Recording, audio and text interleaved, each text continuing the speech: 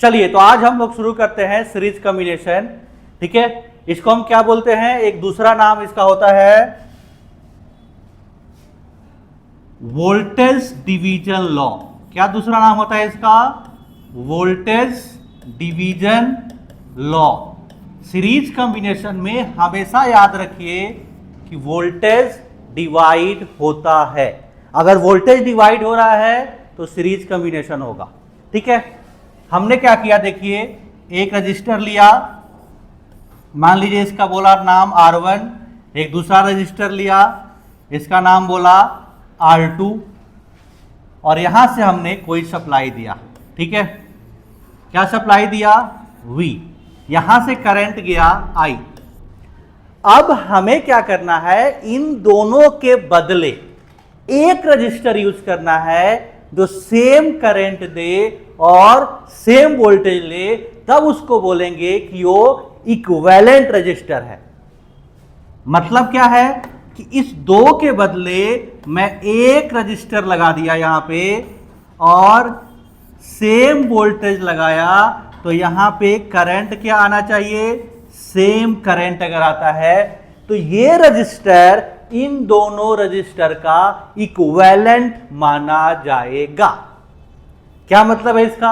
जैसे मान लीजिए कि आपके घर में 4 नौकर हैं, अलग अलग काम करते हैं। कोई ड्राइवर का काम कर रहा है, कोई सब्जी लाने का काम कर रहा है, कोई घर का काम कर रहा है, कोई बाहर का काम कर रहा है। आपने क्या किया, एक ही नौकर रखा, उसने क्या किया, सारे काम किया। जब ड्राइवर की जरूरत पड़ता है ड्राइवर का काम करता है, जब खाना बनाना होता है खाना बनाने का काम करता है, बाहर जाना है तो बाहर का काम करता है, और सैलरी भी उतना ही ले रहा है जो चारों लेते थे। तो वो जो एक बंदा है जो 4 नौकर का काम कर रहा है, उसको क्या बोलेंगे हम लोग? इक्विवेलेंट नौकर। ठीक है, अब इसको कैसे डील करेंगे देखिए। अगर यहां से आप देखें, यहां से जो करंट गया, यहां पे करंट जाएगा I। ठीक है, और किरचॉफ लॉ बोल रहे हैं, ओम्स लॉ क्या बोलता है? V = IR। तो यहां पे वोल्टेज देखिए, रेजिस्टेंस R1 है, करंट I है, तो वोल्टेज हो जाएगा V1 = IR। इसका क्या है? R1 है, तो हो गया V1 = IR1। अब यही करंट सेम इसमें आया है। सीरीज में हमेशा याद रखिए सेम करंट फ्लो होता है, करंट का डिवीजन नहीं होता है। तो यहां पे क्या आया देखो, अलग वोल्टेज आ गया I, करंट I है, और रजिस्टर क्या हो गया? R2। टोटल वोल्टेज क्या था? V। ये दो पार्ट में डिवाइड हो गया, यहां V1 और यहां पे V2। वैल्यू क्या आई? IR1 और IR2। अगर आप इक्विवेलेंट पे देखें तो यहां से करंट गया I और यहां क्या है? Resistance R। तो यहां पे V = क्या हो गया? IR। अब एक चीज ध्यान से देखिए, यही दो रेजिस्टेंस का तो इक्विवेलेंट था। इसका मतलब ये जो वोल्टेज है V1 + V2 इस V के इक्वल होना चाहिए, तभी तो इक्विवेलेंट कहा जाएगा। तो क्या मैं इसको ऐसे लिख सकता हूं कि V = V1 + V2? हाँ या ना? अब यहां पे V क्या है देखिए, यहां पे V है I × R इक्विवेलेंट। ये जो R है इन दोनों का इक्विवेलेंट है, तो हमने क्या लिखा यहां पे? IR। V1 क्या था देखो, IR1, तो हमने लिख दिया IR1। V2 क्या था देखो, IR2, तो ये हो गया IR2। I कॉमन आके कट गया और यहां से क्या आ गया? R = R1 + R2। ये हो गया आपका डेरिवेशन इसका पूरा। ठीक है, अगर आप इसका जनरल रिजल्ट लिखना चाहें कि अगर बहुत सारे आपके पास रजिस्टर होते तो इसका रिजल्ट क्या होता? R1 + R2 + R3 ... Rn।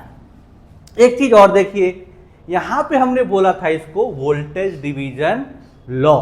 अब ये जो वोल्टेज डिवाइड हुआ है, किसको कितना वोल्टेज मिलेगा अगर ये निकालना है, तो हमें क्या करना है देखिए, यहां लिखा हुआ है V1 = IR1। अगर आपको V1 निकालना है, मैं दूसरा कलर निकाल लेता हूं यहां से, V1, तो V1 की वैल्यू क्या होगी? I × R1। और I क्या होगा देखिए, इस वाले में लिखा हुआ है IR। R की वैल्यू क्या आई? R1 plus R2। तो यहां पे जो लिखा हुआ है V equal to I R, तो ये R आया कितना, R1 प्लस R2। तो यहां से I की वैल्यू क्या आ जाएगी आपकी, V upon R1 plus R2। इस I की वैल्यू यहां पे डाल दीजिए, तो V1 की वैल्यू क्या आ जाएगी, R1 upon R1 plus R2 into V। ये आपका रिजल्ट आ गया V1 की वैल्यू। मतलब अगर आपको एक साथ लिखना है, देखिए, तो V1 की वैल्यू हो जाएगी R1 upon R1 plus R2 into total V। V2 की जो वैल्यू होगी वो हो जाएगी R2 upon R1 plus R2 into total V। और जो R इक्वलेंट है, टोटल R जो है वो था R1 प्लस R2। जितना हमने पढ़ा इसमें, इस सब का निचोड़ जो है, समरी जो है, सार जो है, इतना ही है। ठीक है, तो ये था हमारा सीरीज कॉम्बिनेशन ऑफ रजिस्टर। चलिए अब हम लोग क्वेश्चन करते हैं सीरीज कॉम्बिनेशन पे, छोटे छोटे क्वेश्चन, बस बेसिक क्वेश्चन देखेंगे ताकि कंसेप्ट एक्सप्लेन हो जाए। ठीक है, यहाँ पे एक फर्स्ट क्वेश्चन है, देखिए क्वेश्चन है कि find voltage drop across each resistor. इन दोनों के अंदर आपको क्या करना है, वोल्टेज ड्रॉप निकालना है। तो वोल्टेज ड्रॉप क्या होगा, मान लीजिए कि इसके अंदर का वोल्टेज ड्रॉप क्या है, V1, और इसके अंदर का वोल्टेज ड्रॉप क्या है, V2, और करंट क्या गया, I। ठीक है, अभी हमने क्या फॉर्मूला निकाला था, याद करो, V1 equal to R1 upon R1 plus R2 into total V लिखा था। ठीक है, ये मान लीजिए कि ये वाला R1 है और ये वाला क्या है, R2 है। ठीक है, अब वैल्यू रखो, R1 की वैल्यू क्या है, R1 की वैल्यू क्या है, 1। कुछ बोलोगे तभी तो समझ में आएगा। R1 की वैल्यू क्या है, तेज बोलो, 1। और नीचे क्या है, R1 प्लस R2, तो क्या हो गया, 1 प्लस 100 इंटू कितना वोल्टेज दिया हमने, 101। तो 1 प्लस 100 कितना हो गया, 101 इंटू ये कितना आ गया, 1 वोल्ट। दैट मीन्स 1 ओम वाले का कितना ड्रॉप हुआ, 1 वोल्ट। सिमिलरली अगर आपको V2 निकालना होता तो क्या लिखते, R2 upon R1 plus R2 into V। R2 कितना है, R2 कितना है, 100 अपॉन R1 प्लस R2 हो गया 101 इंटू टोटल V कितना है, 101। ये क्या है गया, 100 वोल्ट। अब यहां से देखो कितना इंपॉर्टेंट रिजल्ट आया है। ये मैंने क्वेश्चन इसीलिए दिया, कितना इंपॉर्टेंट रिजल्ट है।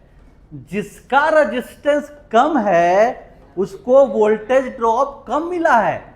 देखो इसका कितना था, 1 ओम, तो कितना वोल्ट मिला इसको, 1 वोल्ट।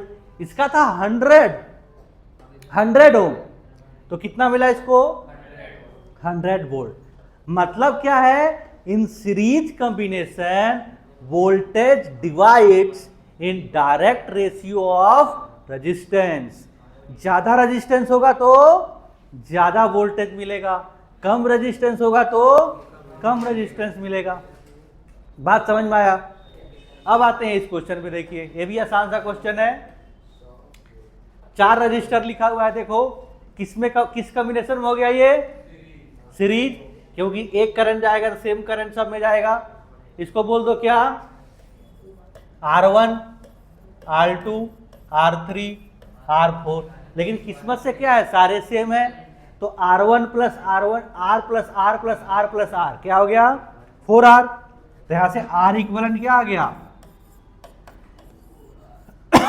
2 इंटू 4, ये हो गया 8 ओम।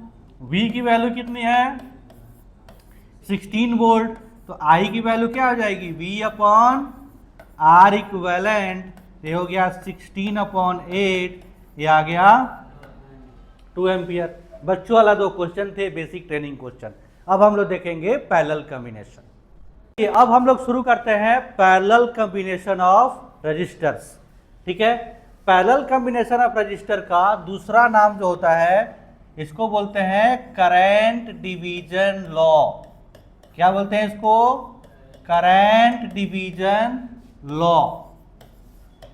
इसके अंदर करंट डिवाइड होता है। जो सीरीज होता था उसमें क्या होता था? वोल्टेज डिवाइड होता था। इसमें क्या डिवाइड होगा? करंट डिवाइड होगा। जैसे देखिए, आपके पास एक रजिस्टर है, मान लीजिए इसका नाम है R1। एक दूसरा रजिस्टर है, इसका नाम है R2। ठीक है, ये दो टर्मिनल है, एक टर्मिनल, दो टर्मिनल। इसके बीच आपने एक सप्लाई दिया V का। ठीक है, हमेशा याद रखिए वोल्टेज दो टर्मिनल के बीच लगता है। अगर ये A है और ये B है तो इनके बीच का वोल्टेज हमेशा वही रहेगा, क्योंकि टर्मिनल चेंज नहीं हो रहा है तो वोल्टेज चेंज नहीं होगा। ठीक है, अब अगर इसका मैं इक्विवेलेंट निकालूं, ठीक है, इन दोनों के बदले हमने क्या किया कि एक रजिस्टर ले लिया, ठीक है, और वही वोल्टेज दिया, तो सेम करंट जाना चाहिए। यहां से अगर I सप्लाई हुआ है तो इसमें भी I सप्लाई होनी चाहिए। टर्मिनल सेम है, ये A है और ये B है, तो ये इक्विवेलेंट माना जाएगा। ठीक है, अब आते हैं करंट कैसे डिवाइड हुआ। जैसे ही आपने यहां से करंट भेजा, इस पॉइंट पे देखिए करंट जैसे आया, इसको दो रास्ते मिले, एक रास्ता इधर मिला और एक रास्ता इधर मिला। तो हमने बोल दिया कि इधर करंट गया I1, इधर करंट गया I2। ये बात समझ में आया नहीं आया? हूं हाँ बोलोगे तभी तो समझ में आएगा। समझ में आया? यहां से करंट क्या हुआ? डिवाइड हो गया। इसका मतलब ये करंट इसमें भी क्या होगा? I। अब वोल्टेज ड्रॉप क्या होता था? I into R। तो यहां देखो, यहां का जो वोल्टेज है ये भी क्या होगा? I1 R1, और इसका वोल्टेज क्या होगा? V। इसके अंदर का ही वोल्टेज V होगा, क्योंकि दो टर्मिनल जो ये हैं इसी के बीच में A भी कनेक्टेड है और इसी के बीच में एक ही कनेक्टेड है। ये दो टर्मिनल है, दो पॉइंट है, इसके बीच तुम कितना भी रजिस्टर लगा लो, इनके बीच वोल्टेज कम ज्यादा नहीं होगा, वोल्टेज सेम रहेगा। तो इसका मतलब कि इनके बीच भी वोल्टेज क्या होगा? V। इनके बीच का ही वोल्टेज क्या हो गया? V।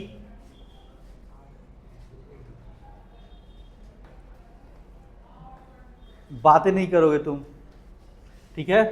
अब इनके बीच का वोल्टेज क्या होगा? देखो, ये V था तो इनके बीच के भी वोल्टेज हो जाएगा V।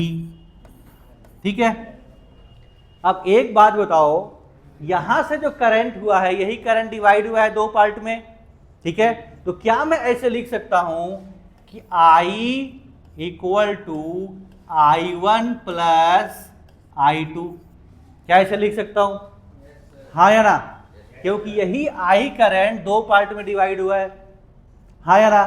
अब यहां से देखो, V equal to I1 R1 लिखा हुआ है, तो क्या मैं यहां से ऐसे लिख सकता हूं कि I1 is nothing but V upon R1? हाँ या ना? यहां देखो, फिर से यही V किसके इक्वल है? I2 R2 के। तो क्या मैं यहां से लिख सकता हूं I2 equal to V upon R2? और यहां देखो, I, यही I इसमें गया है और ये V है, तो क्या इस वाले केस में मैं लिख सकता हूं कि V इक्वल टू IR और I की वैल्यू हो गई V अपॉन I? नहीं लिख सकता। अब यहां पे डाल दो, I की वैल्यू क्या है? V अपॉन I नहीं, R है ना भाई, ये R इक्विवेलेंट है। ठीक है, I की वैल्यू क्या है? V अपॉन R, ये R इक्विवेलेंट है। अब डाल दो, I की वैल्यू क्या है? V upon R। I1 की वैल्यू क्या है? देखो, V अपॉन R1। ठीक है, और I2 की वैल्यू क्या है? V upon R2। ठीक है, V कॉमन आके ये कट गया, यहां से क्या आ गया? 1 upon R equal to 1 upon R1 plus 1 upon R2। अगर इन दोनों को आप सॉल्व करें तो यहां से R की वैल्यू आ जाएगी R1 R2 upon R1 plus R2। नहीं समझ में आया? अगर ये बहुत सारे रजिस्टर होते तो आप जनरल रिजल्ट क्या लिखते? 1 upon R equivalent equal to 1 upon R1 1 upon R2 dot dot dot 1 upon Rn। अगर ये सारे अगर इक्वल हो जाए, मान लो अगर ये सारे इक्वल हो जाते, ठीक है, तो आप इसको ऐसे लिख सकते थे 1 upon R 1 upon R 1 upon R n times, तो ऐसे हो जाता n अपॉन R। तो यहाँ से R इक्विवेलेंट की वैल्यू आ जाती R बाई n। R क्या था? एक का रजिस्टर, एक का रेजिस्टेंस। एक चीज और देखो, इसमें हमने शुरू में क्या बोला था? किसका क्या नाम है? Current division law. अब किसको कितना करंट मिलेगा? सीरीज में हमने क्या देखा था कि जिसका रेजिस्टेंस ज्यादा होता था उसको वोल्टेज ज्यादा मिल रहा था। यहां देखते हैं कि करंट का डिवीजन कैसे हो रहा है। अब यहां देखो I1 की वैल्यू क्या थी? यहां देखो I1 की वैल्यू क्या है? V upon R1। Colour change करके ही समझा देता हूं। देखो I1 क्या लिखा हुआ है? I1 लिखा हुआ है V अपॉन R1, और V के जगह पे क्या मैं ऐसे लिख सकता हूं? I into R upon R1।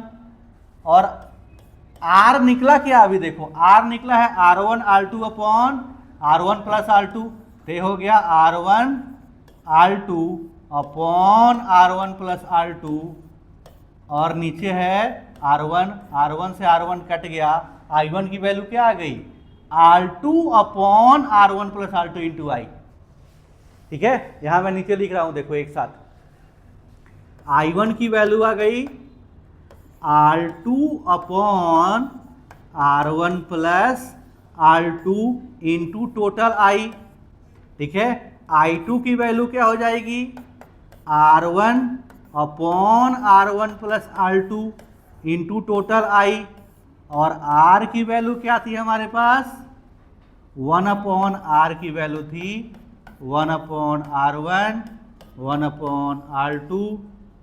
और ये हमारा जो भी पढ़ा इसका एक जगह पे आ गया। यहां से हमें क्या पता चला? देखो कि पैरेलल कॉम्बिनेशन में करंट डिवाइड होता है, लेकिन reverse ratio of resistance divide होता है। अगर किसी का रेजिस्टेंस कम है तो उसको करंट ज्यादा मिलेगा, अगर किसी का रेजिस्टेंस ज्यादा है तो उसको करंट कम मिलेगा। ठीक है, चलिए, तो ये क्वेश्चन है हमारे पास। ये पैरेलल कॉम्बिनेशन पे एक बेसिक क्वेश्चन है दिखाने के लिए करंट का डिवीजन कैसे होता है। यहाँ पे 11 एम्पियर का एक करंट जा रहा है, यहाँ पे है 1 ओम, यहाँ पे है 10 ओम। आपसे पूछा गया कि दोनों में करंट कितना होगा, बताइए। तो हमारे पास मान लीजिए हमने इसको बोल दिया R1, ठीक है, और इसको बोल दिया R2। और अभी आपने पढ़ा था क्या कि I1 की वैल्यू क्या थी? I1 की वैल्यू थी R2 upon R1 plus R2 into total I। ठीक है, तो अगर इसके अंदर करंट निकालना है तो कौन सा रेजिस्टेंस लेंगे? ये वाला। ये हो जाएगा 10 अपॉन 1 प्लस 10 इंटू 11। ये 11 है, तो ये 11 कट गया, 10 एम्पियर आ गया। देखो, ठीक है। I2 में क्या होगा? R1 upon R1 plus R2 होगा, और फिर से टोटल I मल्टीप्लाई होगा। ये हो गया 1 अपॉन 1 प्लस 10 इंटू 11, ये आ गया 1 एम्पियर। अब यहाँ ध्यान से देखिए, जिसका 1 एम्पियर था इसके अंदर I1 करंट आपने माना, ठीक है, इसके अंदर आपने I1 माना, और इसके अंदर I2 माना। तो जिसका 1 एम्पियर था उसको 1 ओम जिसका था उसको 10 एम्पियर मिला, और जिसका 10 ओम है उसको 1 एम्पियर मिला। दैट मीन्स करंट हमेशा उधर ज्यादा जाता है जिधर रेजिस्टेंस कम होगा। So it is said that current always prefer low resistance path. या आप ऐसे बोल सकते हैं पैरेलल सर्किट में current divide in reverse ratio of resistance. तो ये था हमारा सीरीज और parallel combination complete. Thank you.